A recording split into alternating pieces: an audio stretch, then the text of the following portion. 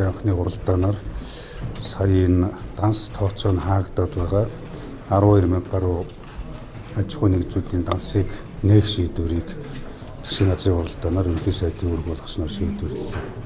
Энэ бол өөрөө хууль бус зүйл.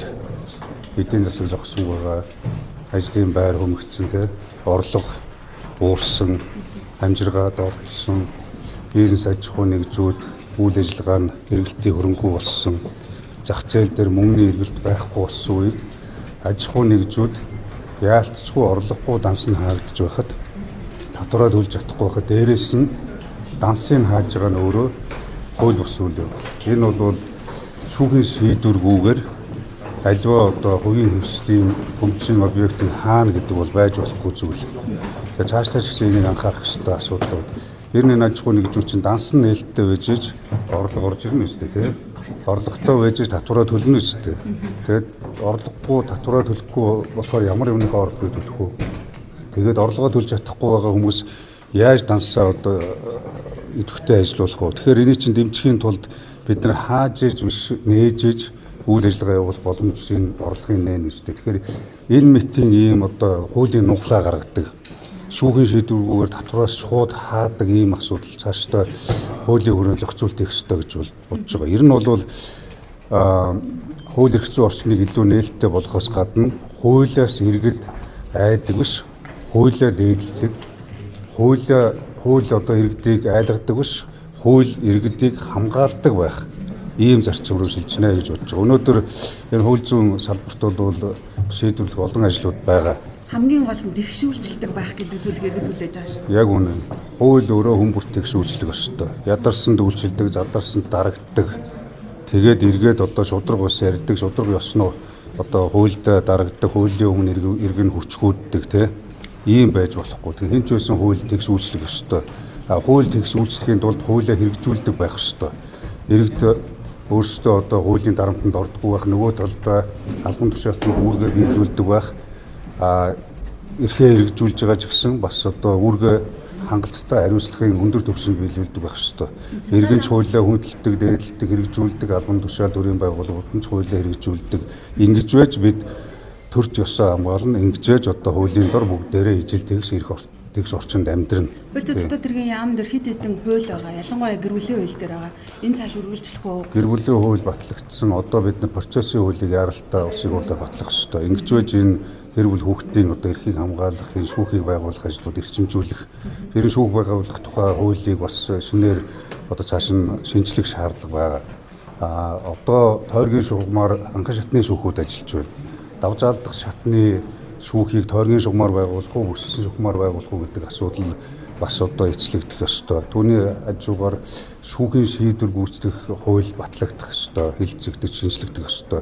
Шүүхийн шийдвэр дээр гацж байгаа өнөөдрийн байдлаар Монгол улсын хэмжээнд 177,990 одоо шүүхийн шийдвэр гарсан байна. Өөрөөр хэлэх юм бол энэ хэмжээний хэрэг шүүхээр шийдвэрлэгдсэн байна. Тэгэхээр тэр хэмжээнд шүүхийн шийдвэр гүйцэтгэл явж гэнэ үү гэдэг өөрөө бас анхаарах ёстой асуудал. Мэдээж хамгийн сайн хэрэгжиж байгаа хууль бол одоо шийдвэр бол эрүүгийн хууль байгаа. Тэгээ эрүүгийн шүүхийн шийдвэр байгаа. Тэр дөрөв хэрэгжиж явдаг. Гэтэл иргэний болон захиргааны эргийн шүүхүүд хэрэгжихгүй дарагддаг, орхигддаг.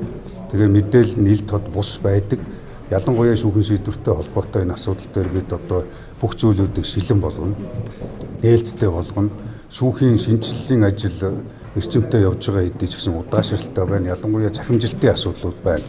Иргэдийн өргөдөл хомдыг хүлээж авах, за дээрээс нь шийдвэрлэх асуудал дээр интеграцлыг хийж ин өвөө шүүхийн байгууллагууд харилцан уялдаа холбоотой ажиллах орчин нөхцөлийг бүрдүүлэх, ялангуяа хүнээс хамааралгүй үйл ажиллагаа явуулж өгч одоо хэрэг бүртгэлт болон илрүүлэлт мөрдөн байцаалт шалгах үйл ажиллагаа тэгээ прокурорын хяналт шүүхийн шийдвэр шүүхийн одоо шийдвэр гүйцэтгэлгээд бүгд ил тод байхын тулд энэ мэдээллийн урсгал өргөдөл гомдлын одоо шийдвэрлэлт хурдтай байх ёстой.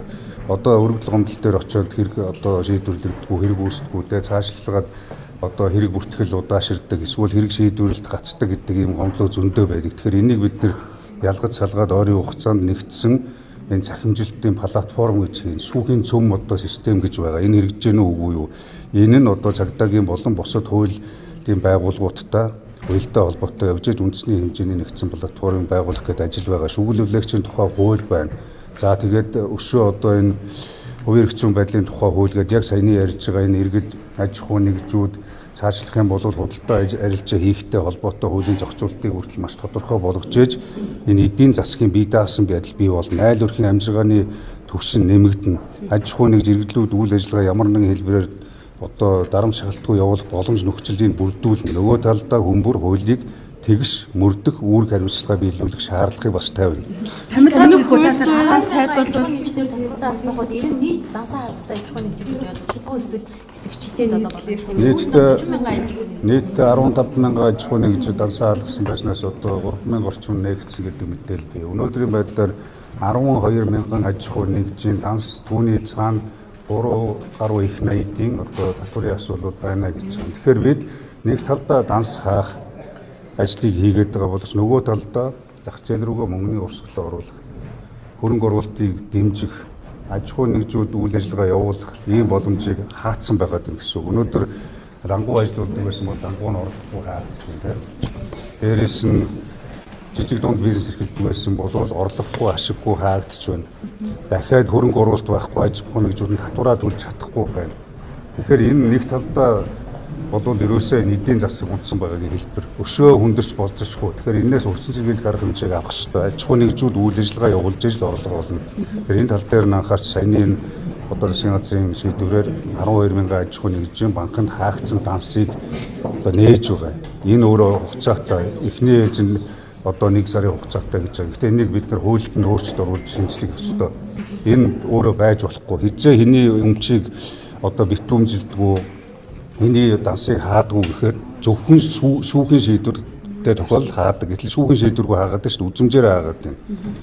Ийм байж юусоо болохгүй. Яг энэндээ танаа нам дотор бол одоо ингээд авилга хийх хуулийн асуудлууд ил болоод биений шүүлүүлж та хууль зүйн сайд тусны хувьд энэ хэрэгүүдийг үргэлжлүүлэн шалахгүй. Өмнөх хууль зүйн сайд бас хэд хэдэн үнэтэй холбоотой хэргийн талаар мэдээлэл ярьж ирсэн. Энэ дээр таны хувьд үргэлжлүүлж бас шалгалт хийх үү? Би нэг зүйлийг маш тодорхой чуулганы уралдаанд засгийн газар байгуулагчид хэлсэн. Хууль зүйн сайд хэрэг зохиож ярихгүй. Хууль зүйн сайд хууль хэрэгжүүлж ажиллахыг шаардна. Хөндлөнгийн нөлөө элдв янзын шахалт дарамтыг үзүүлэхгүй. Нээлттэй ажиллана. Бодлогоо ярина, хуулиа ярина, хууль зөрчсөн, хулгай хийсэн эсвэл авилга ял агуултай холбогдсон болвол тэрнтэй тэмцэх ёстой. Энэ бол засгийн газрын үүрэг. Гэхдээ энийг хуулиар олцыг үүрэг нь олгогдсон байгууллагууд бие дааж хинээс хараа тусаар хийх ёстой. Энэ дээр бол хатуу шаардлага 54 байсантай цагдаагийн байгууллага урьдчилан сэргийлэх ажлуудаар анхаарах ёстой. Бид гэмт хэрэг гарцсныхын дараа биш, гарахаас өмнө урьдчилан сэргийлдэг. Гарцсных нь хойно араас нь хэрүүл тэмцэл хийдэг биш. Тэр гарах орчин нөхцөлийг бууруулах. Дээрээс нь цахим гэмт хэрэгүүд гэдэг юм хүүхэд багчуудын дунд байгаа цахим хэрэгүүд байж байна.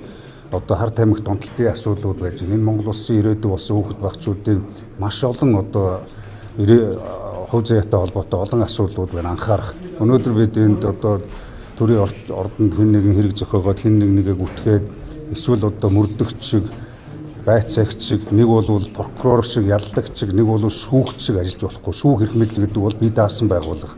Түүнийг бид хангаж ажиллах ёстой.